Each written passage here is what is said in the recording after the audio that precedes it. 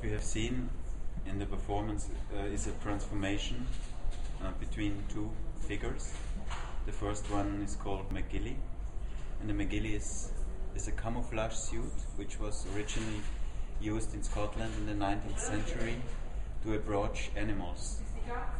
And the second figure is called Kotomisi, and Kotomisi means a woman who wears a koto, and the koto was a glove which slaves in South Africa, slaves from Africa, in the 19th century had to wear, because they had to work on the plantations,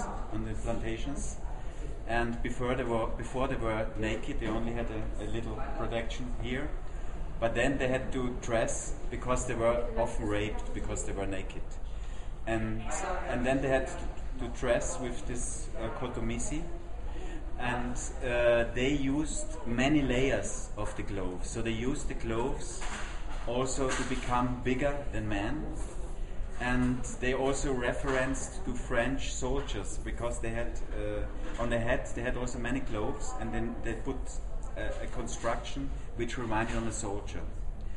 And these women were not allowed to talk because they were afraid when they talk they would organize and would run away from slavery. And so they used these clothes to put in little codes into the clothes. Via the knots, they made little knots, and with them they could talk to each other. So there were many secret codes in these clothes, and the clothes were also interesting because these clothes were used to buy slaves in Africa.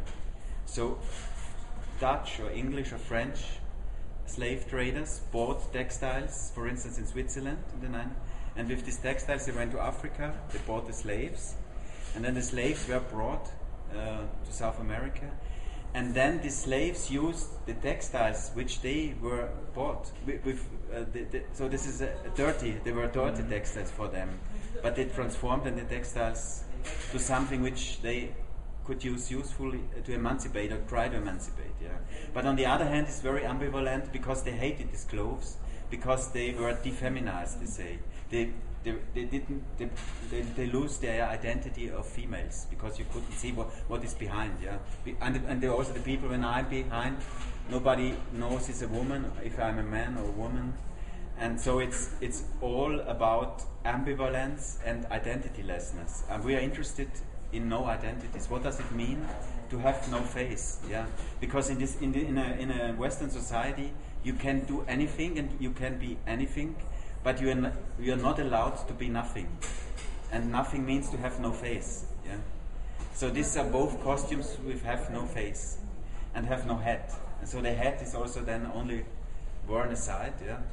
And so it's about identityless, ambivalence, and facelessness.